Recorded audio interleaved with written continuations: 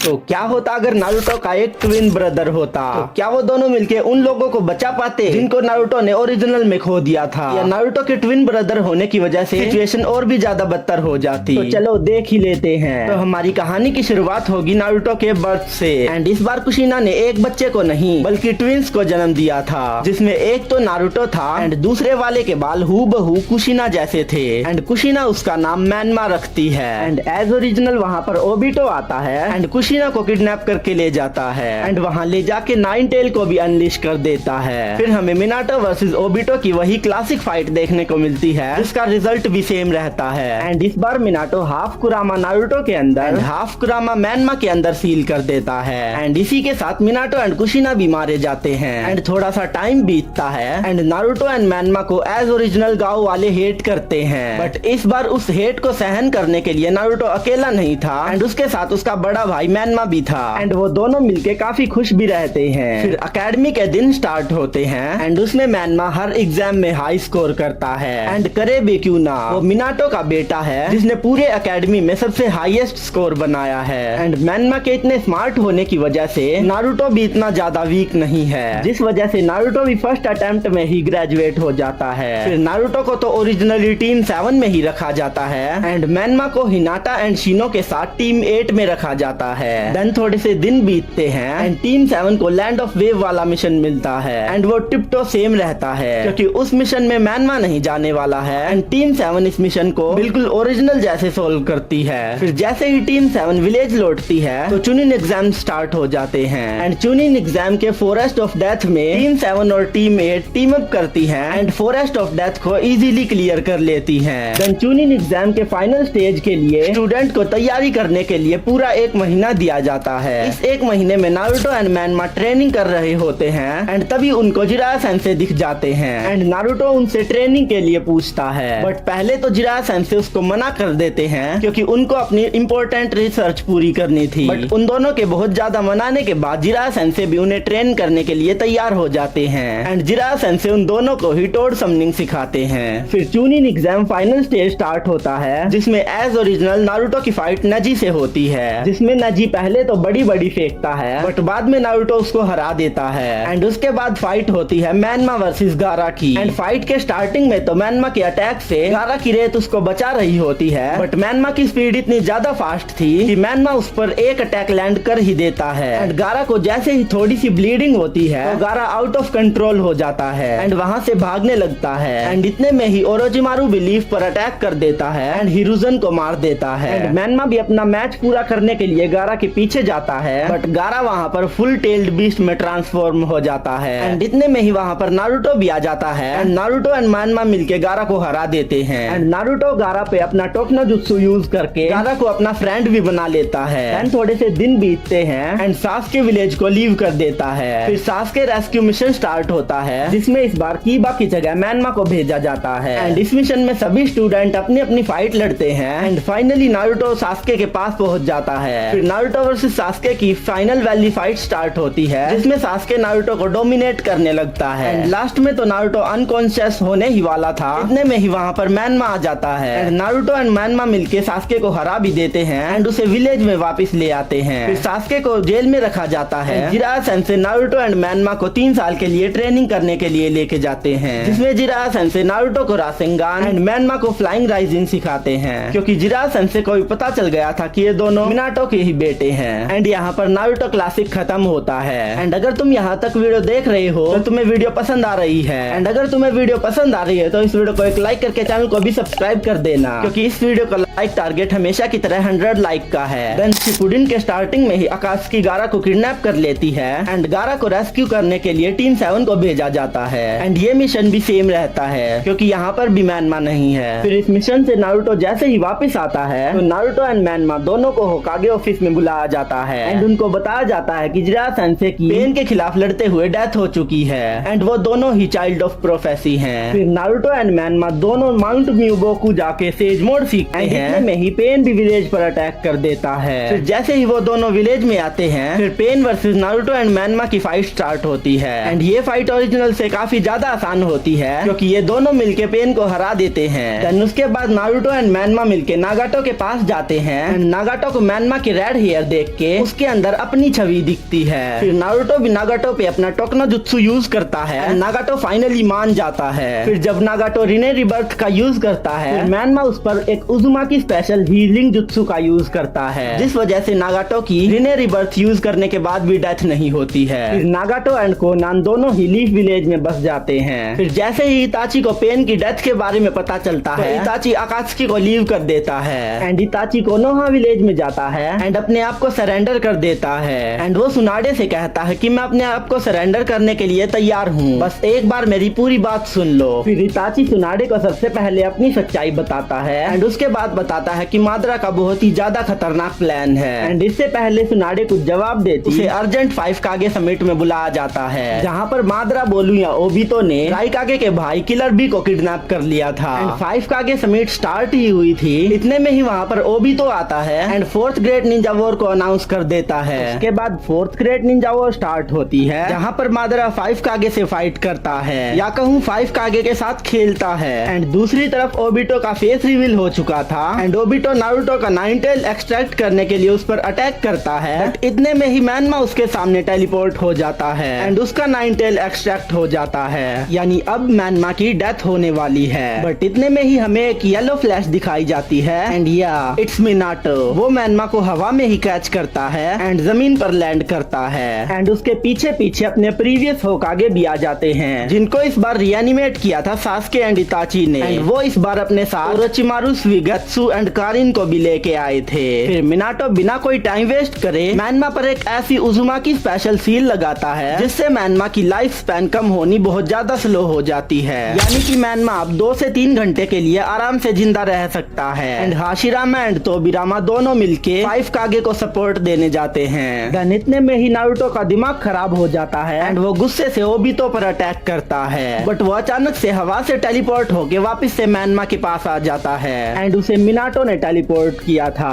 फिर Naruto Minato से कहता है आखिर तुम कौन हो एंड तुम्हें मुझसे क्या चाहिए। एंड फिर मिनाटो उससे कहता है कि पागल मत बनो, अगर तुम उसके पास गए तो वो तुम्हारा भी 9 टेल एक्सट्रैक्ट कर लेगा एंड वैसे भी अभी मैनमा की जान बचाना ज्यादा इम्पोर्टेंट है। फिर मिनाटो साकुरा एंड कारिन को मैनमा के पास छोड़ता है, जिसमें साकुरा उसका चक्रा मेंटेन करेगी एंड कारिन उसको अपनी लाइफ स्पैन ट्रांसफर करेगी, जिससे मैनमा और भी ज्यादा देर तक जिंदा रह पाएगा। एंड तब तक ओबितो 10 टेल का जिंचुरिकी भी बन गया था and Naruto, Minato, इताची and Sasuke ये चारों मिलके 10 टेल ओबितो से फाइट करते हैं, जो फाइट काफी ज्यादा लंबी चलती है। बट फाइट के लास्ट में नारुतो ओबितो को अपने टोकनो जुत्सु में फंसा लेता है एंड ओबितो नारुतो के साइड आने ही वाला था, इतने में ही वहाँ पर मादरा आ जाता है, जिसने करंट 5 कागे एंड हाशिरामा एंड तोबिरामा सबको डिफीट कर दिया था। एंड मादरा ओबितो से 10 टेल चुरा लेता है एंड खुद 10 टेल का जिंचुरिकी बन जाता है। उसके बाद मादरा इन्फिनिट सुकियोमी कास्ट करता है एंड कैनन की तरह ही सास्के अपने सुसानो से टीम 7 को बचा लेता है। फिर ब्लैक जेत्सु मादरा के पीछे स्ट्रैप करता है एंड कागुया को समन कर देता है। कागुया टीम 7 को अनदर डायमेंशन में लेके जाती है, but as original team 7 Kaguya को सील कर देती है एंड मैनमा को अपना कुरामा का हाफ भी मिल जाता है, जिस वजह से मैनमा की डेथ भी नहीं होती है। एंड इस बार Naruto versus Sasuke final fight भी नहीं होती है, जिसकी वजह से नारुतो एंड सास्के का एक एक हाथ भी बच जाता है। फिर नारुतो हिनाटा से शादी करता है, सास्के साकुरा से शादी करता है एंड मैनमा कारिन से शादी करता है। एंड स्टोरी के लास्ट में नारुतो होकागे भी बन जाता है एंड इसी के साथ हमारी स्टोरी भी यहीं पर एंड हो जाती है। तुम्हें ये स्टोरी कैसी लगी कमेंट में जरूर बताना एंड अगर तुम्हारे पास भी कोई टॉपिक है तो कमेंट में बता देना। इस वीडियो में इतना ही, मिलते हैं नेक्स्ट वीडियो में, तब तक के लिए बाय।